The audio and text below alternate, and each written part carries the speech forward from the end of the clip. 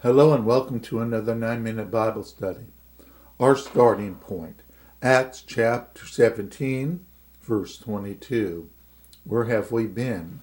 The Apostle Paul, he's in Athens. First thing that he noticed, the city was completely given over to the worship of idols. Everywhere he went through the city, there was yet another shrine to another god. Everywhere he went, it seemed like Athens was trying to worship every god on the planet. They even have an altar to the unknown god to make sure if they forgot any god, they got it covered. Athens is also the home to the Greek philosophers. It was some of these philosophers, when listening to Paul talk about the Christ, the cross, the resurrection, it led them to bring him to Mars Hill so they can listen to what the Apostle Paul had to say. This curiosity, even if it is only to make fun of him, has opened a door for him to preach the gospel. Verse 22. Then Paul stood in the midst of Mars Hill and said, Ye men of Athens, I perceive that in all things you are too superstitious. Going back to the city and how they worshipped every god everywhere along the way. Verse 23. For as I passed by and beheld your devotion, I found an altar with this inscription, To the unknown God. As we mentioned, this altar, it was intended to, cover any god that they missed. Little did they know that Paul had an opening to preach the gospel. Last part of verse 23. Whom therefore ye ignorantly worship, him I declare unto you. Keep in mind that our God, to the Athenians, is a complete unknown. They know absolutely nothing about him. So Paul, seeing the word unknown, uses the opportunity to teach them Jesus, someone that they do not know at all at this point. Verse 24. God that made the world and all things therein. If you go back to Genesis 1:1, we established that God is the creator of the world. In the beginning, God created what? The heavens and the earth. Now here Paul is introducing the Athenians not to the Greek God version of who created the earth, but to the truth about who created the earth. Let's continue on. Seeing that he is Lord of heaven and earth, and our God is what? The Lord of this planet, and he is the Lord of everything in the atmosphere, even beyond the atmosphere, the moon, the stars, the other planets, the entire galaxy. Our God is the God of this whole universe. The next part, dwells not in temples made with hands. Keep in mind that we are dealing with new covenant reality at this point. And where does God reside? He will reside in those who believe in him, not in temples made with hands, but in those who believe in him. On to verse 25.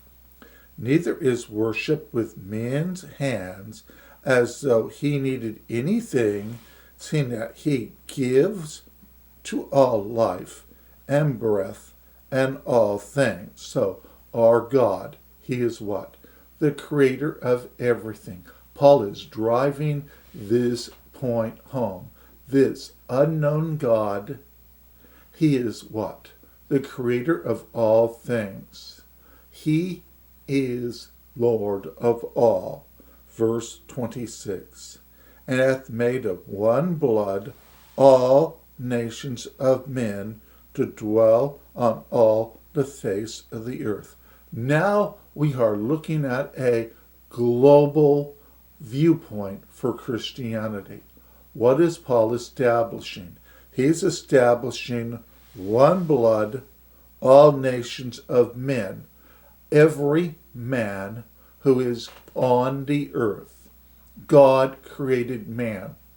We all come from what? Adam and Eve. We are all created by the same God. Now, what are we going to see as we move along? The one established way to worship this God, and that is through who? Jesus Christ, the Son of the living God. Christianity, it is truly a global religion. We are seeing it at this point. Christianity having spread from Jerusalem, Asia Minor, Macedonia, now in Athens, shortly thereafter going to Rome and the rest of the world. Why?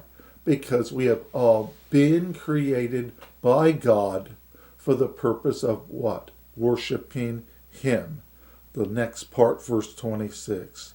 And at determined times before appointed, and the bounds of their habitation. Do not think for 1 second that God is not in control. God is in control. He has always been in control. God from the beginning had a plan, and the plan has worked right down to the exact moment. The exact moment that Paul is in, Christianity, the salvation of men through the preaching of the gospel.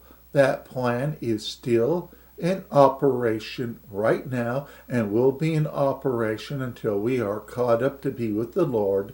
Then the plan moves to what? The Great Tribulation. Then after that, the millennium, and then the new heaven and the new earth. There is not a thing happening that has taken God by surprise at any point. He knows what's happening. He is in control of the situation. Verse 27. That they should seek the Lord, if happily they might feel after him, and find him, though he be not far from every one of us. Verse 28. For in him we live and move and have our being. So, what do we see here? We see a God, once again, totally in control, who is the giver of life, our God. In him we live. In him we move. The reason we can move about the way that we do, even the thought patterns, it comes back to who? Our God. Then the next part, what? Have our being, the way we live our life. All of it comes from God. What is Paul doing at this point? He's establishing a God that is a God not just for Paul and the believers of Jesus. He's establishing a God who is the Lord over all, a universal God who is in control of all situations, of all people, of all nationalities. Why is Paul doing this? So he can set up what's about to come. And that is what? The preaching of the gospel. And we will pick up with this in our next lesson.